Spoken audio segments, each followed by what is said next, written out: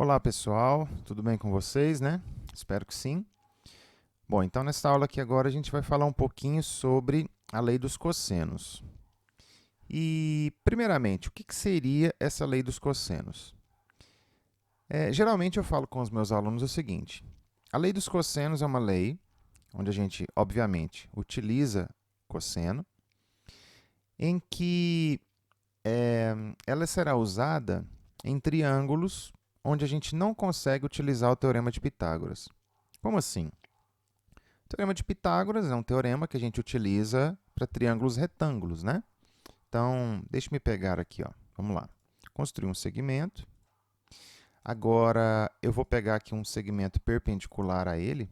Então, no caso, a princípio, eu pego uma reta perpendicular a esse segmento aqui, passando no ponto A. Quer dizer, então, que esse ângulo aqui em cima, ó, de vértice em A, ele é reto, tá? Bom, aí agora eu vou pegar um outro ponto nesta reta que eu construí, pode ser aqui mesmo, e vou ligar agora este segmento aqui, ó. Pronto, esse triângulo ABC, ele é retângulo, é um triângulo retângulo. Deixa eu criar agora esse segmento AC, e agora essa reta eu não preciso mais exibir. Bom, e eu posso mexer aqui à vontade nesse triângulo, porém, como eu construí esses dois segmentos aqui de forma perpendicular, esse ângulo ele não vai deixar de ser reto, hora nenhuma.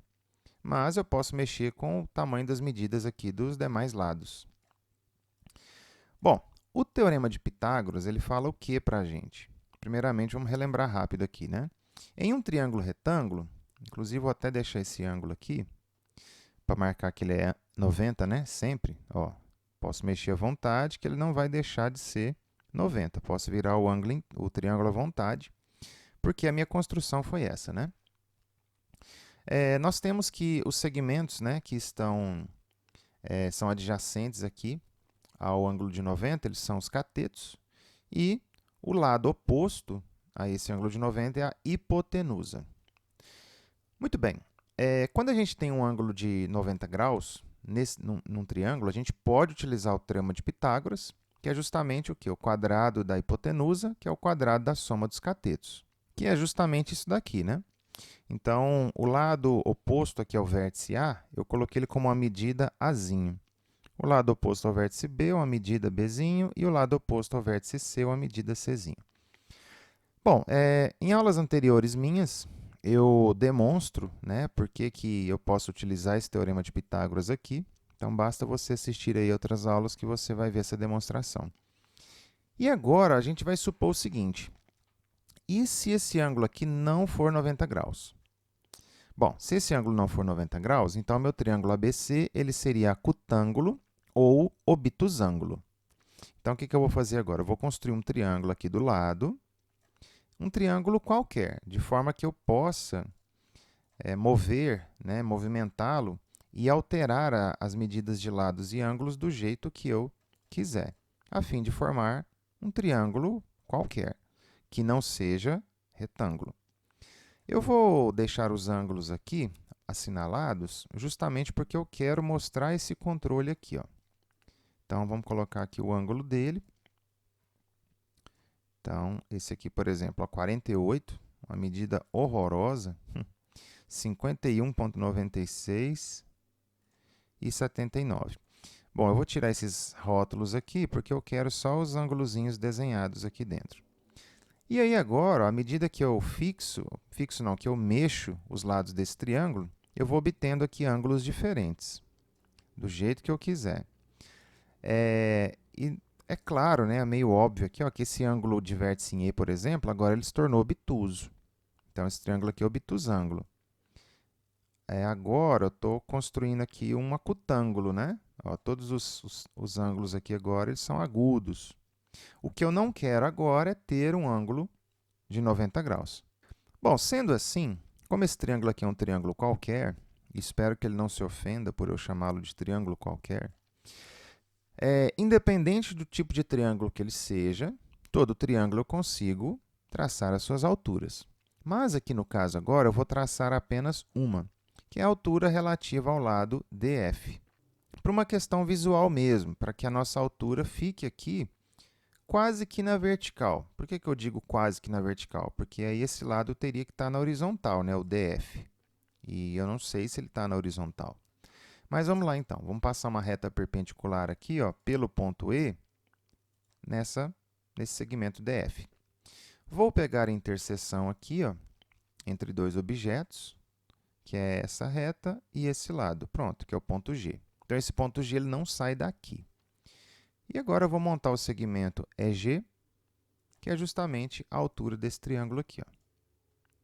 Bom, é a altura relativa ao lado DF, tá? Por uma questão apenas de conveniência, ó, vamos marcar aqui esse ângulo, olha lá, que é um ângulo reto. Agora, note o seguinte, quando a gente baixa a altura desse triângulo, nós temos agora 3 triângulos desenhados aqui, que é esse triângulo grande, que é o EDF, e aí eu tenho um triângulo retângulo à minha esquerda e um triângulo retângulo à minha direita. Por uma questão assim de simplificação de comunicação, eu vou colocar valores para as medidas desses lados desse triângulo. Ó, então, esse lado aqui à esquerda mede C, esse lado à direita mede B, e esse lado aqui embaixo, toda a medida dele é A. E aí, esse A ele ficou dividido em 2 pedaços, né? Mediante a altura. A altura dividiu A em um tamanho N e um tamanho M. Só para a gente lembrar, gente, esse tamanho N aqui, esse segmento DG, ele é a projeção desse lado aqui na base desse triângulo, né? A projeção ortogonal. É como se o Sol estivesse aqui em cima, ou seja, fosse meio-dia, né? Aí a sombra dele vai ser esse segmento DG aqui, ó. Isso que é projeção ortogonal. E essa projeção ela tem tamanho N. E aqui é a projeção do lado EF, que é tamanho Mzinho. Bom, como eu tenho 2 triângulos retângulos, que é o EDG e o EGF, o que eu vou fazer? Eu vou aplicar Pitágoras nos dois. Pronto. Ó. Esse Hzinho aqui, gente, ó, é essa altura EG aqui, tá? Bom, então, aplicando Pitágoras aqui, ó, o C ele é a hipotenusa do triângulo da esquerda e o Bzinho ele é a hipotenusa do triângulo da direita. Tá? Tranquilão. O que a gente tem que entender é que é o seguinte, esse triângulo aqui, quando ele foi construído, essa altura ela não existia. Então, qual que é a ideia da lei dos cossenos? É que você tenha os lados de um triângulo qualquer e um ângulo lá dentro. Tá? Essa é a ideia. Bom, então, eu tenho que fazer essa altura sumir daqui, ó. E um detalhe, gente, essa medida Mzinho, ou Nzinho, é irrelevante qual lado que eu pego, mas eu vou pegar o Mzinho.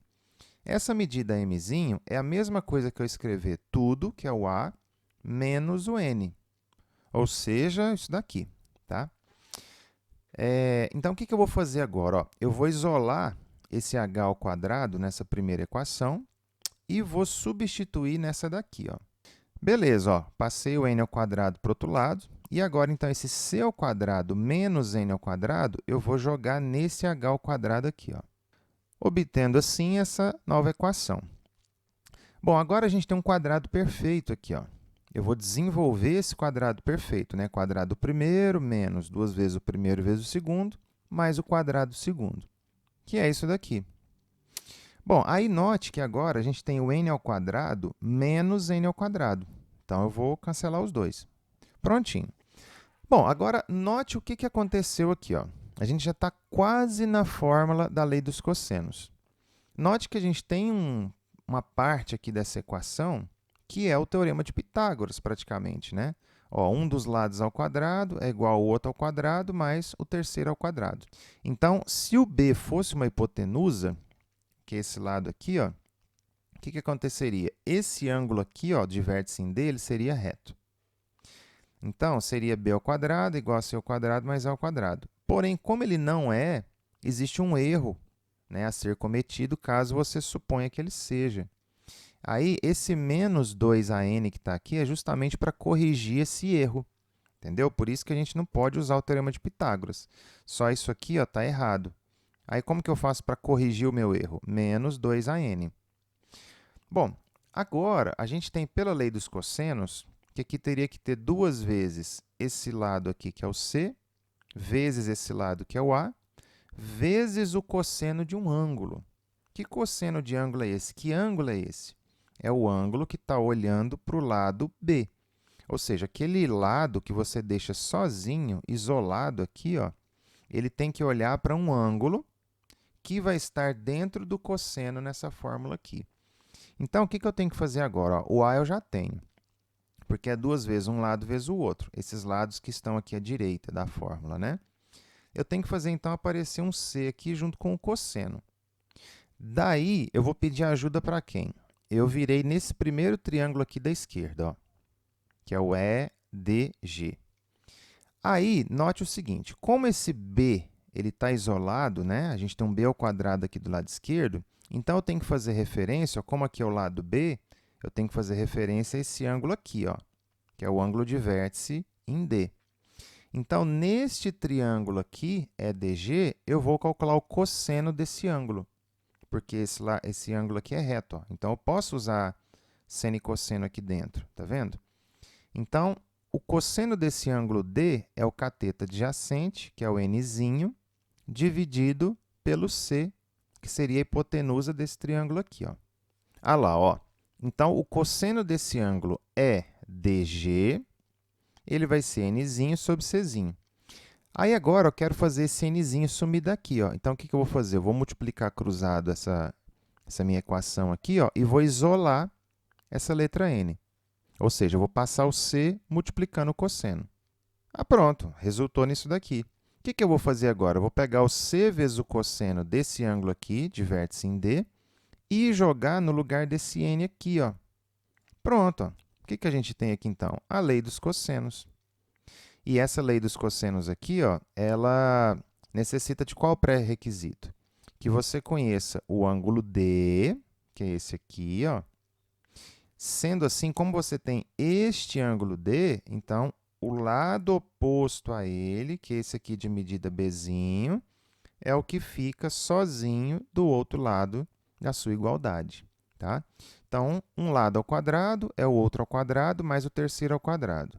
Menos o dobro do produto entre esses dois, vezes o cosseno do ângulo que olha para esse cara que você levou ao quadrado aqui do outro lado. Se eu tivesse feito esse mesmo raciocínio, porém, ó, siga aqui o mouse, ó, se eu tivesse baixado uma altura relativa ao lado EF, ou se eu tivesse baixado uma altura relativa ao lado ED, o que aconteceria? Aí eu teria o A ao quadrado isolado aqui, ou o C ao quadrado isolado aqui.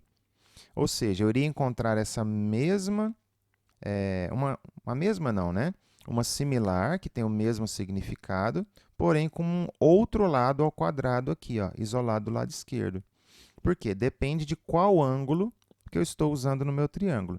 Então, nesse caso aqui, deixa eu então tirar essa altura daqui, ó, porque a gente não vai precisar dela mais. A gente vai precisar desse N também e nem do M. Ó, então, esse aqui é o meu triângulo original. Foi dado esse ângulo para você. Então, você vai isolar o B. Ele que vai ficar ao quadrado do lado esquerdo. Ah, o exercício me deu esse ângulo aqui em cima. Então, a sua referência é esse lado de medida A. Portanto, o seu A aqui ficaria isolado, né, ao quadrado, lado esquerdo. Os seus lados somando aqui seriam B e C. Então, seria duas vezes o produto de B com C. E o cosseno do vértice em E, ó, que é o vértice que está oposto ao lado A. Ou, se você traçar a altura relativa ao outro lado, a gente teria o C ao quadrado aqui, né? E tendo esse C ao quadrado isolado, o que aconteceria? Você precisaria deste ângulo dado aqui, ó, em vértice em F. Logo, você teria essa disposição de fórmula aqui, ó. O seu vértice, a referência, né, do ângulo, é o F, então você precisaria do cosseno dele. Logo, o lado que está oposto a ele é o C, então ele ficaria sozinho lá do lado esquerdo. E aqui a soma dos quadrados de A e B. Tá certo? Bom, pessoal, então essa é a lei dos cossenos. Ela funciona para triângulos que não sejam retângulos. Agora, fica a curiosidade. Vamos supor que esse vértice E seja um ângulo reto. Ele contenha um ângulo reto aqui. Bom, se ele contiver um ângulo reto aqui, o que acontece? A gente vai ter um ângulo de 90, portanto, aqui, ó, eu usaria a segunda. Então, o cosseno de E seria o cosseno de 90.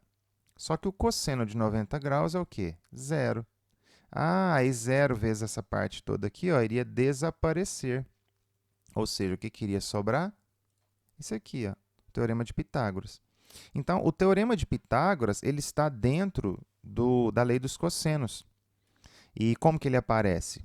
Quando o ângulo em questão que você estiver trabalhando for de 90 graus. Aí ele some com essa parte aqui, ó, porque não tem erro. O erro é zero. Então, seria isso aqui menos zero, tá certo? Bom, galera, então, essa é a lei dos cossenos. Espero que vocês tenham entendido e deixo a vocês aqui, então, um abraço.